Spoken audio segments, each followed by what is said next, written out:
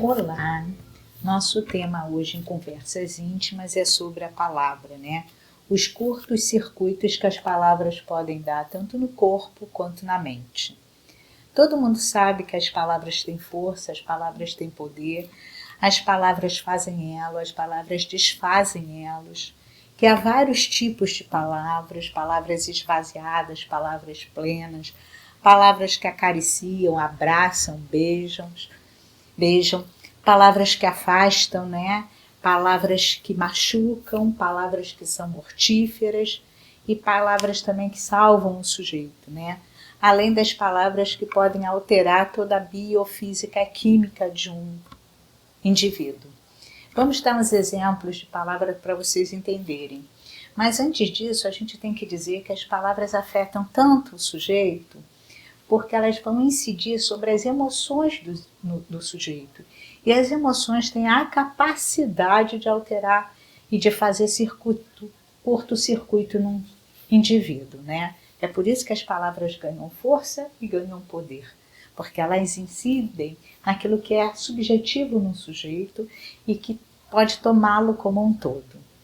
Né? Todo mundo já ouviu pessoas comentarem de exemplos que souberam de outras que, ao ouvirem uma notícia ruim ou alguma coisa que lhe foi muito intensa, sofreram um infarto e morreram. Pessoas até que não tinham problemas cardíacos, né?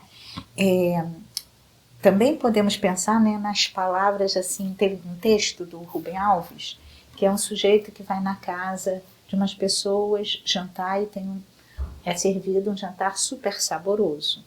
Na saída, ele vai até o anfitrião e diz: nossa, seu jantar estava maravilhoso, aquela couve-flor empanada estava divina.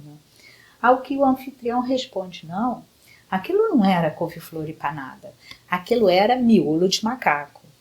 Ao ouvir essas palavras, o nosso sujeito tem que sair correndo para ir ao banheiro vomitar. Vomitar o quê? Ele vai vomitar palavras. Ele não está vomitando o miolo de macaco, que ele achava que era couve-flor empanada. São palavras, né? Houve uma ressonância semântica no corpo dele que alterou todo o sistema orgânico dele, que estava até então intacto. Esse é o grande poder da palavra, né? É isso que ela faz, né? Que é um outro exemplo. É claro que a gente tem que saber quem é o indivíduo que recebe essas palavras e como elas as recebe. As palavras hão de incidir diferentemente nos sujeitos, dependendo de quem é o sujeito. Por exemplo, Marcus Phelps recebeu, quando menino, de sua professora as seguintes palavras, né? Quando você crescer, você não vai ser nada na vida, você nunca vai conseguir ser nada na vida. Ele ouviu aquelas palavras que poderiam tê-lo deprimido, mas o que ele fez? Fez ele alavancar. Ele resolveu ser alguém na vida e que aquela professora ainda fosse ouvir ele falar. Ele pegou, tornou-se medalhista olímpico de natação e teve seu nome reconhecido mundialmente, né? Por isso que as palavras vão depender daquilo que o sujeito tem dentro dele, da história de vida do sujeito. Vou dar agora exemplo de palavras que salvam. Vou contar uma própria história minha. Uma vez recebi um telefonema de minha mãe dizendo assim: Luciane, vai visitar sua avó que está deprimida. Ela está 3 dias deitada na cama, não quer comer, não quer tomar banho, não quer se alimentar. Fui lá ver minha avó realmente estava encolhida na cama. Minha avó não tinha uma personalidade depressiva, muito pelo contrário. Mas ao longo da vida, ao longo dos seus 88 anos da vida, ela estava naquele momento deprimida, né, muito assoberbada de muitas perdas, né, perda do marido, da filha, da neta, irmãos, perda da apropriação do corpo dela, né, que era um corpo já bem mais limitado. E então eu chego lá na casa da minha avó, começo a conversar com minha avó, que não me responde, ao que eu resolvi então mudar de tática e falar com a minha avó de mim própria. Aí comecei dizendo: oi, vó, você sabe, né, vó, que eu trabalho muito, né? Você sabe que eu tenho casa grande, você sabe que eu tenho 3 filhos, você sabe que eu dou aula, você sabe que eu estudo, você sabe que eu vou no consultório, nada. E você sabe, né, avó, que se você continuar nesse estado, né, eu vou ter que vir aqui para ficar com você, te ver.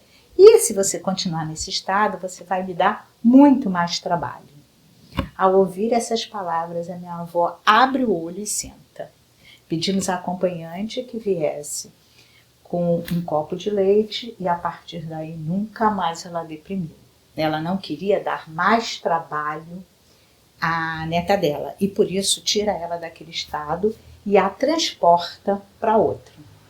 Não é à toa que o Freud, que era médico, né, foi fazer uso da palavra. Ele abandona o exame clínico dos corpos, né, a clínica dos corpos, para fazer a clínica através da palavra, né, porque a palavra ele vê que a palavra pode incidir como um bisturi certeiro, né, em um sintoma e desfazê-lo, né. A palavra pode transportar o sujeito de um lugar para outro.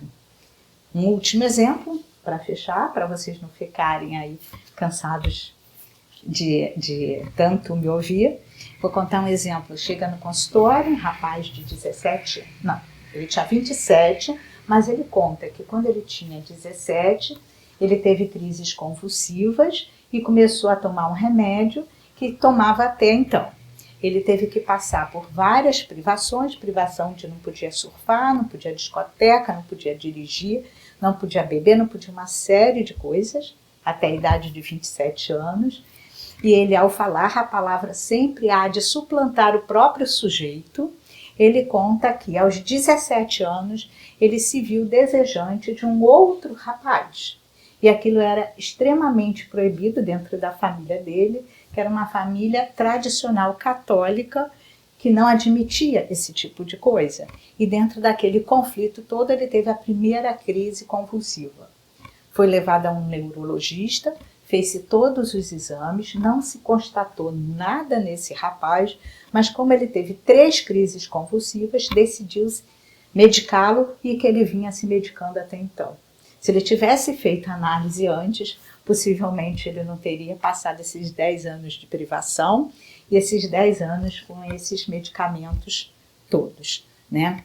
Resumindo e fechando, podemos dizer que o homem é verbo, que o homem é linguagem, né? E que sua vida é conjugável. Por isso que temos passado, presente e futuro. Obrigada.